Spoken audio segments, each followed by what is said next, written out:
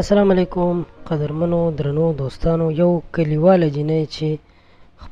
خپلوانو سره خپل یو رشتہ دار سره یې ناروا کار کړی دی. ویډیو به تاسو هم دلته وګورئ، چېرته هم مزه تاسو سره ویډیو هم شریکوم، خو د هر څه نه وړاندې تاسو ته خواست کوم چې دا چینل در سره ضرور سبسکرایب کړئ، او که چا سره ماشومان ناست دي نو ماشومان لرې کړئ، ځکه چې تاسو سره ویډیو هم شریکوم. درنو دوستانو، د دې ویډیو مقصد هم دا دی چې تاسو هوښیار شئ او هغه خلک چې هغوی د څه نه دي خبر، هغوی هم په دې باندې ځان پوه کړي چې نن سبا د موبایل دور دی، ټیکنالوژي دور دی، او ستاسو هر هغه عمل سوشل میډیا ته راځي او تاسو بدنامولی شي.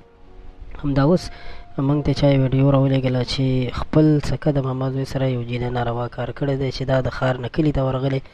او په کلي کې چې هغه ناپوهه وه، یعنې په څه نه پوهېدله، په خبرو اترو یې دوکه کړې، څه پیسې ورکړي دي، ځان سره یې راویستلې،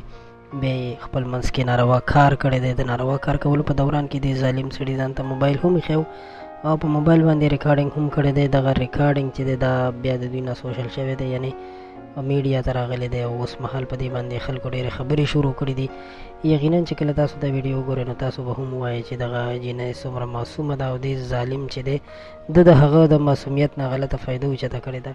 او هغې سره یې ناروا غلط کار کړی دی او هغه یې بېعزته کړې ده. نو قدرمنو، اوس به د دوی په مخ باندې څه پاتې وي، څومره د دوی بېعزتي وشوله، څومره د دوی به اوس زړونه خفه چې دغسې یو ناروا کار ترېنه وشو. کله چې دا ویډیو موږ ته یو چا راولېږله نو یقینا موږ ډېر زیات خفه شو. اول خو موږ نه غوښتل چې په دې باره کې تاسو سره ویډیو شریکه کړو، ویډیو جوړه کړو، ځکه چې دا یو سپکه خبره هم ده، یا د یو چا عزت او حیا اخیستل دي، خو بیا موږ ځکه ضروري وګڼله چې ویډیو پرې جوړه کړو چې نور هغه خلک چې هغوی په څه باندې نه پوهېږي یا هغوی ته دا علم نه وي چې زموږ دا هر څه سوشل کېدلی شي، موږ شرمېدلی شو، او کلیوال خلک دي چې هغوی هم د دې هر څه نه خبر شي. نو قدرمنو، یقینا چې دا یو زړه دردونکې واقعه شوې ده، موږ په دې باندې ډېر زیات خفه یو. نو غوښتل مو چې د یو میسج په طور باندې دا پیغام تاسو سره شریک کړو.